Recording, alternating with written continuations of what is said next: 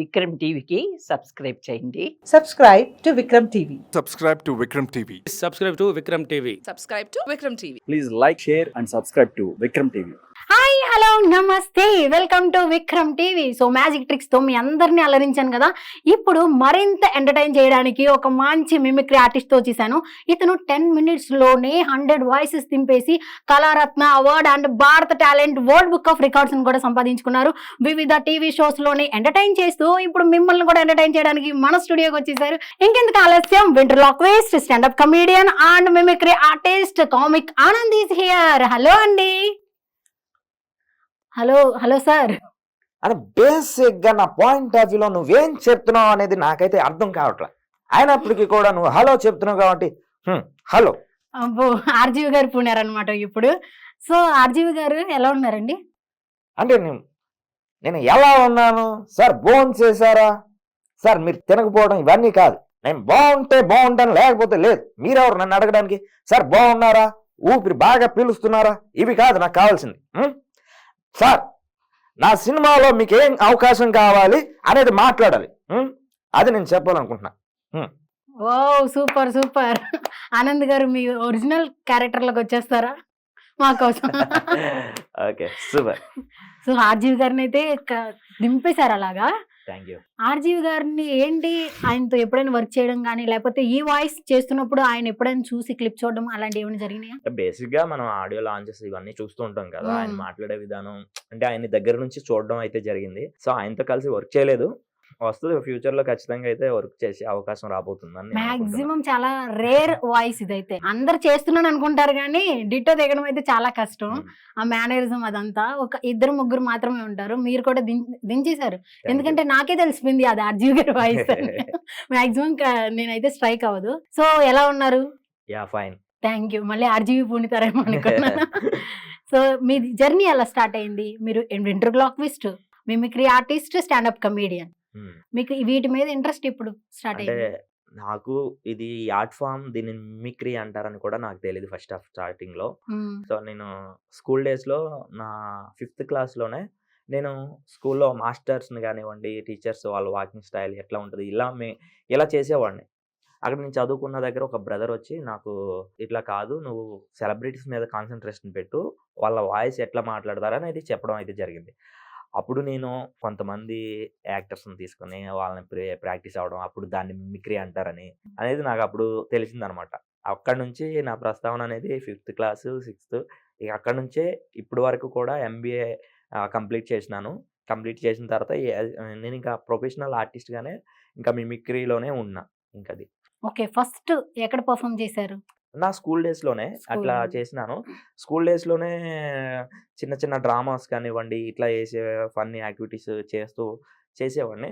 తర్వాత మాది కామవరపు కోట పక్కన ఏలూరు ఉంటుంది అనమాట. ఆ ఏలూరు సర్ సిఆర్ కట్టమంచి రామలింగారెడ్డి కాలేజీలో నేను అయితే ఇంటర్ నుంచి చదవడం అయితే జరిగింది. అక్కడ కల్చరల్ యాక్టివిటీస్ కి ఒక డిపార్ట్మెంట్ ఉంటుంది. ఒక మ్యాక్సిమం అక్కడ లేని స్టడీ అంటూ ఉండదు అనమాట. అక్కడ కల్చరల్ యాక్టివిటీస్లో నన్ను ఒకసారి ఇట్లా డిపార్ట్మెంట్ ఉంటుంది, అక్కడ కూడా క్లాసులో ఇలా సరదాగా ఇమిటేషన్ చేస్తుంటే ఒకసారి తీసుకెళ్ళి ఆ డిపార్ట్మెంట్లో పరిచయం చేయడం వల్ల, సో అక్కడ ఫస్ట్ నేను స్కూల్లో చేసినప్పుడు నాకు అంత ఫియర్ ఉండేది కాదనమాట. ఎప్పుడైతే నేను ఇంటర్మీడియట్కి వచ్చిన తర్వాత కాలేజీ డేస్లో అంతమంది స్టూడెంట్స్, దాదాపు ఒక 10,000 మెంబర్స్ అట్లా ఉంటారు మా కాలేజీలో స్ట్రెంత్. అట్లా అంతమంది ముందు చేయడం అనేది నాకు ధైర్యం సరిపోయేది కాదు. కానీ అట్లా అక్కడ మెలకువలు నేర్పడం కానీ, అక్కడ రమణ సార్ అనే ఆయన ప్రతి లెక్చరర్ కూడా డిపార్ట్మెంట్లో ఉన్న వాళ్ళందరూ కూడా బాగా ఎంకరేజ్ చేయడం వల్ల నెక్స్ట్ పర్ఫార్మెన్స్లో నేను అవలేలుగా మాట్లాడడం, ఏదైనా సరే వాళ్ళని బాగా నవ్వించడం, state level, district level, state లెవెల్లో వెళ్ళి నేషనల్ లెవెల్ కూడా నేను మిమిక్రీలో ఫస్ట్ ప్లేస్ అయితే తీసుకురావడం అయితే జరిగింది. సూపర్. అంతా స్టార్టింగ్ ఏజ్ లోనే అన్ని చేశారు మీరు? అన్ని చేసినాను. సో తర్వాత వీటి కోసం ప్రత్యేకంగా ఇలా మనతో షోస్ పెట్టించుకుంటారు, బయట అమౌంట్ పే చేస్తారని కూడా అక్కడ నుంచి నాకు అర్థమైంది. తర్వాత నన్ను ఒక మెజిషియన్ చూసి, ఆ మెజిషియన్ మా గురువు గారు శ్రీనివాస్ గారు అని, ఏలూరు శ్రీనివాస్ గారు మెజిషియన్, ఆయన నన్ను బయట ప్రోగ్రామ్స్ తీసుకువెళ్ళి స్టార్టింగ్ లో 200 ఇచ్చేవాడు, తర్వాత 500, 1000 అలా అలా అలా పెంచుకుంటూ పోయాడు అనమాట. ఆయనతో ఒక జర్నీ, ఒక 10 ఇయర్స్ జర్నీ చేసినాను అట్లా. నా కాలేజీ ఫీజెస్ కూడా నేను ఈ స్టేట్ లెవెల్లో ఇవన్నీ చేయడం వల్ల నా కాలేజీ ఫీజెస్ కూడా తీసుకునేవాళ్ళు కాదనమాట. అట్లా అంత సపోర్ట్ ఉండేది. సూపర్. అందరినీ బొట్టలు అయితే వేసారు కాలేజ్ టైంలోనే. సో కానీ ఆ బుట్టలో పడిపోయిన వాళ్ళలో బొమ్మగులు కూడా ఉంటారు కదా, బుట్ట బొమ్మ. యాక్చువల్ అదే వచ్చింది. ఇక్కడ వచ్చిన సమస్య ఏంటంటే మాది ఓన్లీ ఎడ్యుకేషన్, కో ఎడ్యుకేషన్ లేదు. కో ఎడ్యుకేషన్ లేదా, అక్కడ పడింది దెబ్బ. కానీ కో ఎడ్యుకేషన్ ఉండుంటే ఈ కళ అక్కడే ఆగిపోయేది. ఈ కళ అక్కడే ఆగిపోయి వేరే కళలు వచ్చేవి. సో మన దగ్గర లేకపోయినా మన చుట్టూరు ఉన్నాయన్నీ వాళ్ళు కూడా ఉమెన్స్ కాలేజెస్ చాలా ఉన్నాయి కదా. సో ఈవినింగ్ కాలేజ్ అయితే మన అటువైపే ఉంటాం అనమాట.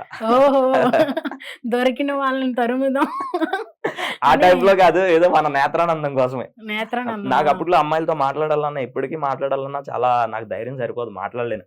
నేను ఆన్ ద స్టేజ్ నాకు మైక్ ఇచ్చి ఎంతసేపు మాట్లాడమన్నా, ఎంటర్టైన్ చేయమన్నా నేను చేస్తాను. కానీ కొంచెం ఫియర్ వస్తుంది నాకు అమ్మాయిలతో మాట్లాడడానికి.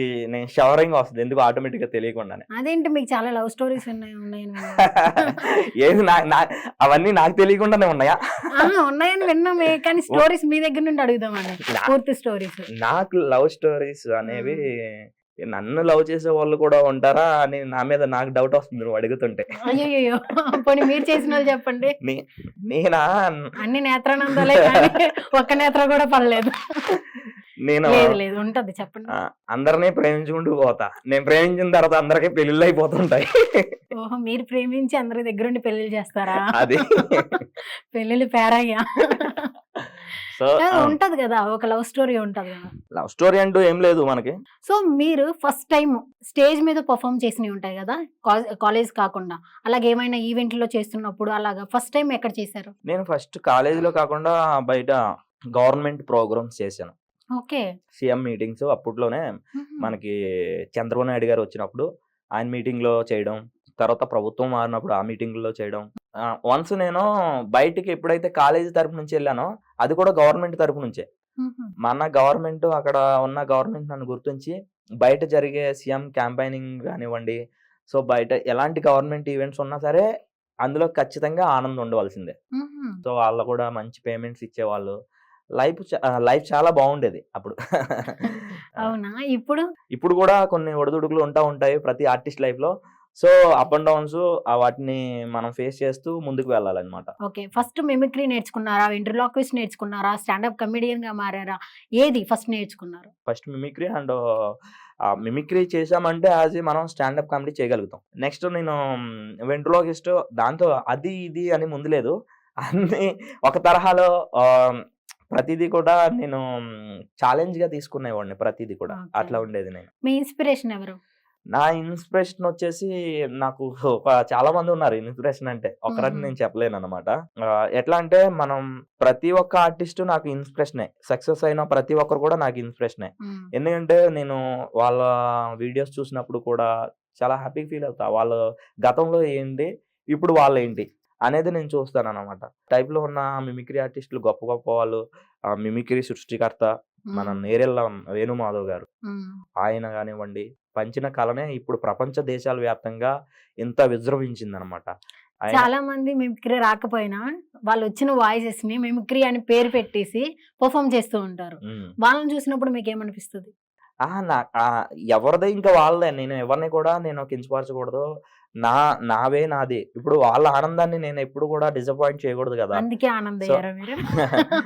సో అందుకోసం నేనేంటంటే మీరు మిమిక్రీ చేస్తున్నప్పుడు కానివ్వండి, అది మిమిక్రీ అని మీకు అనిపిస్తేనే చేయాలి. ఎదుటి వాళ్ళు పొగుడుతారనో, అది డైలాగ్ చెప్పేసి ఇది మిమిక్రీ అనేది కూడా కొంతమంది అలా ఉంటది అనమాట. మిమిక్రీనే డైలాగ్ డెలివరీనే. సో మీరు ఇంత టాలెంటెడ్, మీకు అవార్డ్స్ కూడా వచ్చినాయి, అండ్ 3 పర్ఫార్మెన్స్ చేసేస్తారు మిమిక్రీ ఆర్టిస్ట్ గా, స్టాండప్ కమెడియన్ గా, అండ్ మీరు 10 minutes లోనే 100 వాయిసెస్ చేసి అవార్డ్స్ కూడా తీసుకున్నారు కదా. మరి ఎందుకు మిమిక్ ఆనంద్ అంటే ప్రతి ఒక్కరికి తెలిసి ఉండాలి, లైక్ పెద్ద ఆర్టిస్ట్ అయి ఉండాలి, చాలా మందికి తెలుసు మీరు, అండ్ అంత ఫెమిలియర్ కాదనట్లేదు, ఒక టైప్ ఆఫ్ ఫేమ్ వస్తుంది కదా ప్రతి ఒక్కరికి, అలాంత ఫేమ్ ఎందుకు రాలేదు? నేను ఇంకా జర్నీలోనే ఉన్నాను కదా. అంటే ఈ కళ అనేది ఏంటంటే ఓవర్ నైట్ స్టార్లు అయిపోయిన వాళ్ళు చాలా మంది ఉన్నారు. ఓకేనా? ఇప్పటికి ఇండస్ట్రీలో చాలా వరకు 50 ఇయర్స్ వచ్చినా సరే ఇంకా అవకాశాల కోసం తిరిగే వాళ్ళు ఉన్నారు. ఇట్లా ఉంటది అనమాట. ఎప్పుడు ఎలా అవకాశాలు వస్తాయో ఎవరికి తెలియదు అనమాట. మనలో టాలెంట్ ఉంటే కూడా సరిపోదు, అదృష్టం అనేది ఖచ్చితంగా ఉండాలి. అదృష్టం వచ్చినప్పుడు ప్రతి ఒక్కరు టాలెంట్ లేకపోయినా అదృష్టం ఉండి ఎలివేట్ అయిన వాళ్ళు చాలా మంది ఉన్నారు. ఎన్ని కానీ తొందరగా ఫేడ్ అవుట్ అయిపోతారు వాళ్ళు. అదే అంటున్నాను కదా.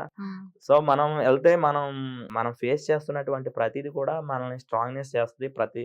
ఖచ్చితంగా సక్సెస్ కోసమే కదా. ఇప్పుడు నేను తెలియకపోవడం అంటూ లేదు. So comic Anand mimicry artist అంటే మాక్సిమం అందరికీ నేను 2 రాష్ట్రాల ప్రజలకు తెలుసు అని నేను చెప్పుకోను.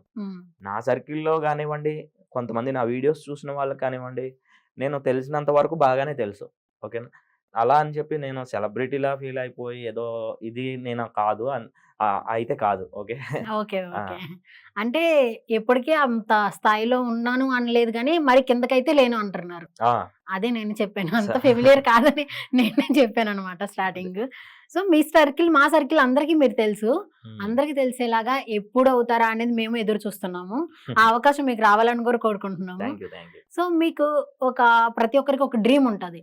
ఆ డ్రీమ్ ఏంటి మీకు? నా లైఫ్ లో డ్రీమ్స్ అంటూ ఇంకా నేను వెళ్తున్నాను కదా, ఇందులోనే ఇప్పుడు ఒక మంచి గుర్తింపు తెచ్చుకోవాలి. పలానా కామిక్ ఆనంద్ మంచి మిమిక్రీ ఆర్టిస్ట్. ఇప్పుడు ఆల్మోస్ట్ మా సర్కిల్లో కానివ్వండి, అన్న వాళ్ళు మిమిక్రీ ఆర్టిస్టులు కూడా నాకు ప్రోగ్రామ్ చెప్తారు, పలానా వ్యక్తి బాగా చేస్తాడు.